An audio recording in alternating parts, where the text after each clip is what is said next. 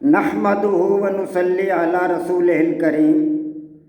عزیزان محترم، میں محمد اسلم ڈوڈے، چیئرمین لبرل پارٹی پاکستان آپ سے مخاطب ہوں، اور آپ دیکھ رہے ہیں Liberal Party Pakistan YouTube channel. پیش خدمت ہے پروگرام ڈائلیکٹیکل لبرلزم۔ عزیزان محترم، آج کا موضوع ہے ڈائلیکٹیکل لبرلزم کا رکن نمبر 13، لبرل طرز حکومت ترقی کا نشان ہے، پارٹ 2۔ عزیزان محترم، آپ کو پتہ ہے کہ میں آپ حضرات کے سامنے اپنا تخلیق کردہ نظریہ، آئیڈیالوجی ڈائلیکٹیکل لبرلزم براہ راست پیش کر رہا ہوں، اور یہ بات میں آپ کو بار بار بتا چکا ہوں کہ میرے اس تخلیق کردہ نظریہ، میری اس تخلیق کردہ آئیڈیالوجی کے کل 15 ارکان ہیں۔ یہ ارکان ہر دفعہ آپ حضرات کے سامنے دہراتا ہوں، آج پھر ان 15 ارکان کو آپ حضرات کے سامنے دہرا رہا ہوں تاکہ آپ کو ازبر ہو جائیں۔ تو پہلے 5 ارکان جو ہیں وہ احترام سے متعلق ہیں، اور وہ یہ ہیں: دنیا کے تمام انسان، تمام اقوام، تمام ممالک، تمام مذاہب اور ہر مذہب کے تمام فرقے قابل احترام ہیں۔ یہ پہلے 5 ارکان ہیں۔ اگلے 6 ارکان یہ ہیں: تفہیم، تعمیر، تسخیر، توازن، تبدیلی اور تخلیق آزادی کی پہچان ہے۔ یہ 11 ارکان ہوئے۔ 12واں رکن ہے جمہوری طرز انتخاب، 13واں رکن لبرل طرز حکومت، 14واں رکن متوازن معاشی نظام ترقی کا نشان ہے۔ یہ 3 ارکان ہوئے، 11 اور 3 14، اور 15واں رکن ہے لبرل جدوجہد میں ان سب کی جان ہے۔ تو عزیزان محترم، یہ 15 ارکان ہیں جو بار بار آپ حضرات کے سامنے بیان کر چکا ہوں۔ میں ان میں سے 12 ارکان کی وضاحت آپ حضرات کے سامنے کر چکا ہوں۔ 13واں رکن جو ہے لبرل طرز حکومت ترقی کا نشان ہے، اس کا ایک پارٹ آپ حضرات کے سامنے بیان کر چکا ہوں، اس کا دوسرا پارٹ آج آپ حضرات کے سامنے رکھنا مطلوب ہے۔ تو عزیزان محترم، جدلیاتی لبرلزم کا طرز حکومت کیا ہوگا؟ کیونکہ ہمارا رکن یہ ہے نا کہ لبرل طرز حکومت ترقی کا نشان ہے۔ لبرل طرز حکومت ترقی کا نشان ہے۔ اگر لبرل طرز حکومت ہوگا کسی ملک میں تو وہ ملک ترقی کرے گا، کسی ریاست میں لبرل طرز حکومت ہوگا تو وہ ریاست ترقی کرے گی۔ یہ ہے میرا رکن نمبر 13۔ تو لبرل طرز حکومت ہوگا کیا؟ اب یہ سوال ہمارے سامنے کہ وہ کیا ہوگا۔ اس سلسلہ میں میری ایک مکمل کتاب لبرل نظام حکومت شائع ہو کر مارکیٹ میں آ چکی ہے۔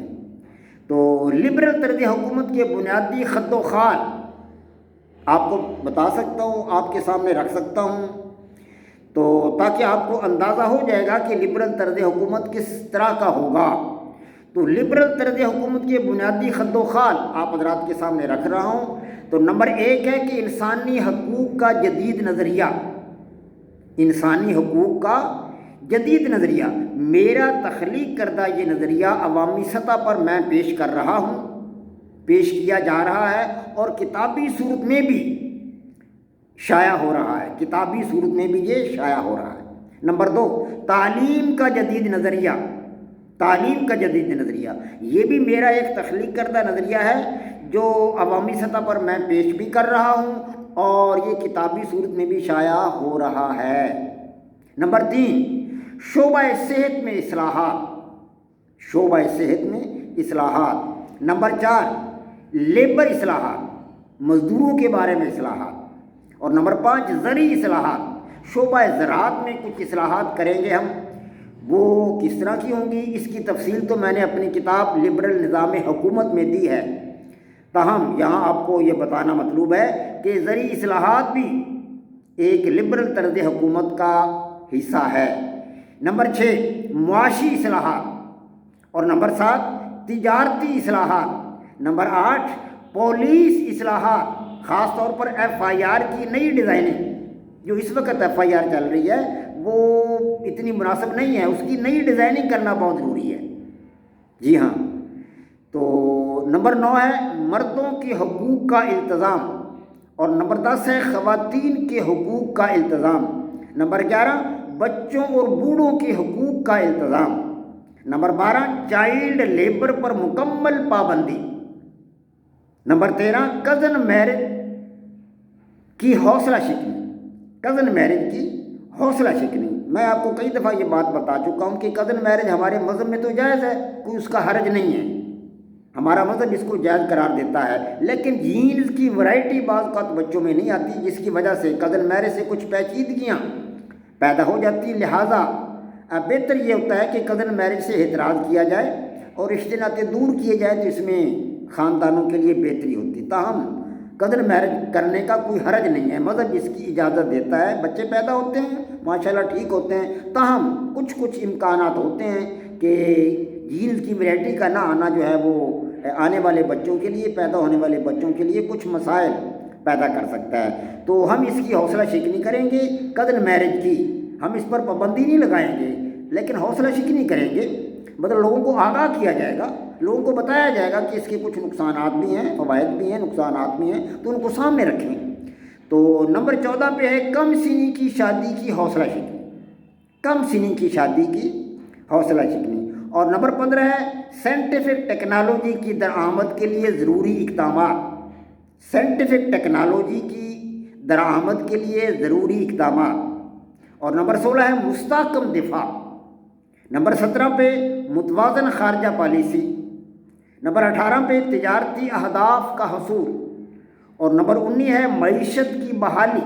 اس وقت ہمارے ملک کی معیشت کہاں جا رہی ہے آپ کو پتہ ہی ہے، اس کو بحال کیسے کرنا ہے، یہ جدلیاتی لبرلزم کا ایک بہت اہم حصہ ہے یہ بات۔ جی ہاں، معیشت بہت بڑا ایک مقام رکھتی ہے کسی بھی حکومت کو چلانے میں، سب سے اہم رول تو معیشت کا ہوتا ہے۔ اگر ہماری معیشت ہی بہتر نہیں تو ہم کیا ترقی کریں گے، خاک ترقی کرے گا، ہم تو پیچھے رہ جائیں گے، دنیا ہم سے آگے نکل جائے گی۔ تو معیشت کی بحالی بہت بڑی جو ہے بات ہے، تو اس کی طرف حکومت جو ہے جدلیاتی لبرل حکومت خصوصی طور پر دھیان دے گی۔ تو معیشت کی بحالی ہے۔ اور نمبر 20 پہ ہے توانائی کی پیداوار میں اضافہ۔ توانائی کی پیداوار میں اضافہ، اس کے لیے ضروری اقدامات کیے جائیں گے۔ اور نمبر 21 پہ زیر زمین معدنیات کے حصول کے لیے فوری اقدامات۔ زیر زمین معدنیات کے حصول کے لیے فوری اقدامات۔ اور نمبر 22 پہ افرادی قوت کا زیادہ سے زیادہ حصول۔ افرادی قوت کا زیادہ سے زیادہ حصول اور استعمال۔ اور نمبر 23 پہ دستکاریوں کا فروغ۔ دستکاریاں بڑی اہمیت رکھتی ہیں، بڑے بڑی فیکٹریاں، کارخانے، تو بڑی انرجی وہاں پہ استعمال ہوتی ہے، بجلی استعمال ہوتی ہے، تو ان کو چلانا کافی حد تک مشکل ہوتا ہے، وسائل بھی بڑے درکار ہوتے ہیں، لیکن چھوٹی دستکاریوں پہ اتنے وسائل دستیار کی ضرورت نہیں پڑتی، وہ زیادہ تر افرادی قوت سے کام چل جاتا ہے۔ تو چھوٹی دستکاریوں کو اہمیت دی جانی چاہیے، انہیں فروغ دیا جانا چاہیے تاکہ زیادہ سے زیادہ پیداوار ہو اور ملک کی ضروریات جو ہے اس سے پوری ہو سکے اور بیرون ملک بھی بھیجا جا سکے چیزوں کو۔ چائنا کو دنیا دیکھ رہی ہے کہ چائنا کا ہر فرد کوئی نہ کوئی کام کرتا ہے، سوئی سے لے کر ہوائی جہاز تک اور بحری جہاز تک، وہ ساری چیزیں خود بنا رہے ہیں، اس لیے وہ خوشحال بھی ہیں اور وہاں فی کا آمدنی بہت زیادہ ہے۔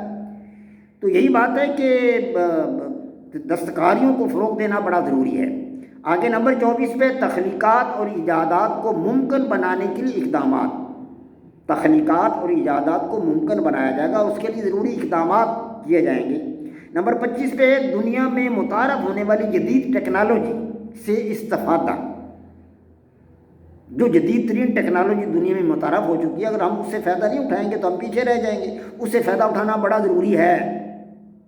جی ہاں، عالمی سطح پر ہونے والی، نمبر 26 پہ کہ عالمی سطح پر ہونے والی جدید تحقیق سے استفادہ۔ دنیا میں بڑے بڑے ذہین لوگ پڑھے، بڑے بڑے سائنسدان ہیں، بڑے بڑے دانشور پڑھے، وہ نئی جدید تحقیقات کر رہے ہیں، نئی نئی چیزیں ایجاد کر رہے ہیں، بڑی بڑی معلومات دنیا میں آ رہی ہیں نئی نئی، تو ان سے استفادہ کرنا بہت ضروری ہے، ان سے استفادہ کرنا بڑا ضروری ہے تاکہ ہم بھی ترقی کے میدان میں آگے نکل سکیں۔ تو نمبر 27 پہ ہمارے خام مال کو استعمال کر کے بہتر اشیاء بنانے کے لیے ضروری اقدامات۔ ہمارے ملک کے اندر جو خام مال ہے اس کو پورے طور پر استعمال نہیں کیا جا رہا، باقی چیزوں کو چھوڑیں، ہم مٹی کو ہی پورے طور پر استعمال نہیں کر رہے۔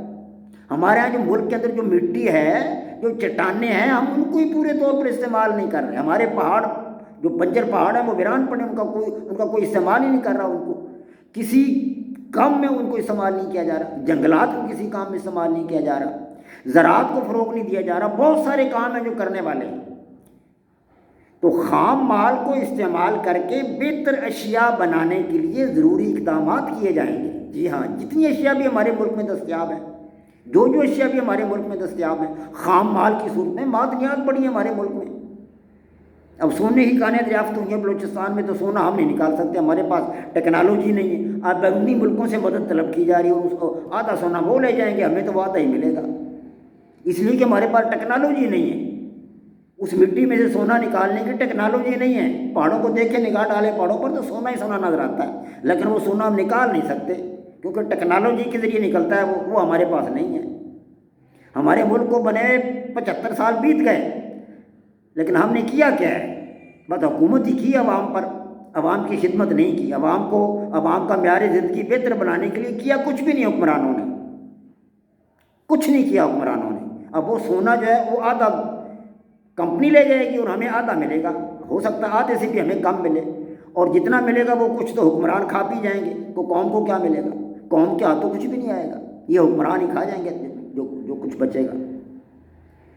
تو عزیزان محترم، خام مال کو استعمال کر کے بہتر اشیاء بنانے کے لیے ضروری اقدامات کیے جائیں گے، ضروری اقدامات کیے جائیں گے۔ چھوٹی اور درمیانے درجے کی صنعتوں کی حوصلہ افزائی کی جائے گی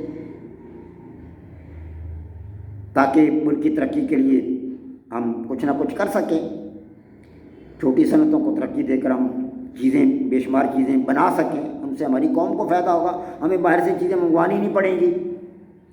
تو نمبر 29 پہ ہے محنت، لگن اور کام کنی۔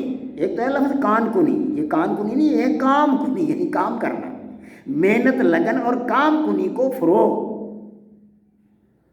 محنت کو فروغ دیں گے، کام کنی کو فروغ دیں گے اور لگن، ان چیزوں کو ہم فروغ دیں گے۔ نوجوانوں کی کانفرنسیں بلائیں گے، ان کو بلائیں گے، اکٹھا کریں گے اور ان کو بتائیں گے کہ بھائی کام کرنے کے فوائد کیا ہیں، تم لوگ فارغ کیوں رہتے ہو؟ کسی ایک آدمی کو بھی، ایک لبرل ریاست کسی ایک صحت مند فرد کو بھی فارغ نہیں رہنے دے گی، وہ فارغ بیٹھا رہے، کام نہ کرے۔ کیوں کام نہ کرے؟ اس کے پاس افرادی قوت ہے، ہم اس کی افرادی قوت سے کام لیں گے۔ افرادی قوت سے کام لیں گے تو ملک ترقی کی راہ پر گامزن ہوگا۔ اگر ہمارے افراد گھروں میں بیٹھے رہیں گے فارغ، تو وہ کیا کریں گے؟ اپنے عزیز و اقارب کو کیا کھلائیں پلائیں گے؟ خود کیا کھائیں پیئیں گے؟ اپنے بچوں کو کیا کھلائیں پلائیں گے؟ اب فارغ رہنے سے تو کچھ نہیں بنتا۔ وہ پنجابی کا محاورہ ہے نا کہ ویلے بیٹھے تو خوہ بھی خالی ہو جاتے ہیں، ویلے بیٹھے خوہ بھی خالی ہو جاتے ہیں۔ تو فارغ رہنا تو ملک کے لیے نقصان دہ۔ جو آدمی فارغ بیٹھا ہے وہ نہ صرف اپنی ذات پر ایک بوجھ ہے، بلکہ اپنے خاندان پر بھی بوجھ ہے اور اپنے ملک و قوم پر بھی ایک بوجھ ہے۔ جدلیاتی لبرل ریاست کسی فرد کو فارغ نہیں رہنے دے گی، اسے کوئی نہ کوئی کام ضرور دیا جائے گا۔ اگر ملازمت نہ دی جا سکی تو اسے کوئی نہ کوئی ہنر سکھایا جائے گا، ہنر سکھا کر اسے یا بیرون ملک بھیجیں گے یا ملک کے اندر اسے کسی کام پر لگائیں گے۔ فارغ نہیں رہنے دیا جائے گا کسی کام۔ ان افرادی قوت سے انشاءاللہ تعالیٰ عزیز زیادہ سے زیادہ فائدہ اٹھایا جائے۔ اور نمبر 30 پہ ہمارے پاس فارغ رہنے اور کچھ نہ کرنے کے رجحان کو روکا جائے گا، اس کا سدباب کیا جائے کہ کسی کو فارغ نہیں رہنے دیا جائے گا۔ ہاں، جو لوگ اپاہج ہیں، کام نہیں کر سکتے، ان کو بھی کوئی نہ کوئی چھوٹا موٹا کام دیا جائے گا، ان کو کوئی نہ کوئی ہنر سکھایا جائے گا تاکہ وہ بیٹھے بیٹھے کوئی نہ کوئی کام کر سکیں، یا ان کو کوئی نہ کوئی ہلکی پھلکی ملازمت دی جائے گی تاکہ وہ وہاں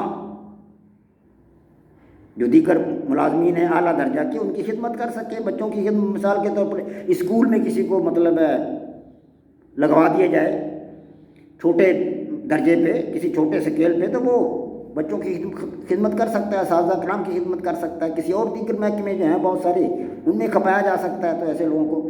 تو نمبر 30 پہ فارغ رہنے اور کچھ نہ کرنے کے رجحان کا سدباب کرنا۔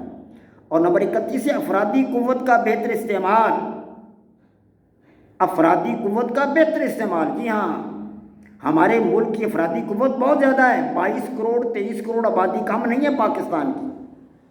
22-23 کروڑ میں سے تقریباً آدھے نوجوان ہیں، بچے بوڑھوں کو چھوڑ کر۔ عورتیں بھی جو ہیں، جوان عورتیں بھی کام کر سکتی ہیں۔ جدلیاتی لبرل ریاست میں تو خواتین سے بہت سا کام لیا جائے گا۔ جی ہاں، خواتین بھی کام کر سکتی ہیں، کیوں نہیں؟ کام کرنا ان کے لیے کیا حرج ہے؟ ہمارے ملک کی خواتین بیچاری کپاس کے موسم میں کپاس چنتی ہیں تو ان کے چہروں پہ رونق ہوتی ہے، ان کی جیب میں پیسہ آتا ہے، کپاس چننے کے لیے بیچاریاں جاتی ہیں، کچھ نہ کچھ پیسہ جیب میں آ جاتا ہے تو چہرے پہ رونق آ جاتی ہے۔ باقی 9 مہینے وہ بیچاری ان کے چہرے پہ رونق ہی نہیں ہوتی، وہ کام نہیں ہوتا کرنے کے لیے۔ جب کوئی کام نہیں ہوگا عورت کے لیے تو وہ اس کی جیب میں پیسہ کہاں سے آئے گا؟ جب پیسہ نہیں ہوگا تو اس کے چہرے پہ رونق بھی نہیں ہوگی۔ ایسی عورتوں کو کام دیں گے ہم انشاءاللہ، ان کو ہنر سکھائیں گے۔ تعلیم تو وہ حاصل کر ہی رہی ہیں، جو کر رہی ہیں، جو تعلیم حاصل نہیں کر رہی ان کو تعلیم دلائیں گے، اور جنہوں نے تعلیم حاصل نہیں کی کسی وجہ سے وہ تعلیم سے پیچھے رہے گی، ان کو کوئی نہ کوئی ہنر سکھائیں گے، کوئی نہ کوئی کام سکھائیں گے۔ بے شمار کام ہیں، لکڑی کے کام ہیں، بجلی کے کام ہیں، بہت سارے کام ہیں، شعبہ صحت میں ہے، شعبہ تعلیم میں ہے، بے شمار شعبے ہیں زندگی کے۔ ان شعبوں میں عورتوں کو کھپایا جائے گا، ان کو ہنر سکھایا جائے گا، ان سے کام لیا جائے گا، افرادی قوت کو ضائع نہیں جانے دیں گے ہم۔ تو اس طرح کا مطلب ہے جو ہے ہم انشاءاللہ تعالیٰ العزیز جو ہے وہ یہ جدلیاتی لبرل ریاست جو ہے یہ اس کی مطلب ہے خط و خال تھے بنیادی جو کام ہم نے کرنے ہیں۔ وما علینا الا البلاغ۔ پاک فوج زندہ باد، پاکستان پائندہ باد۔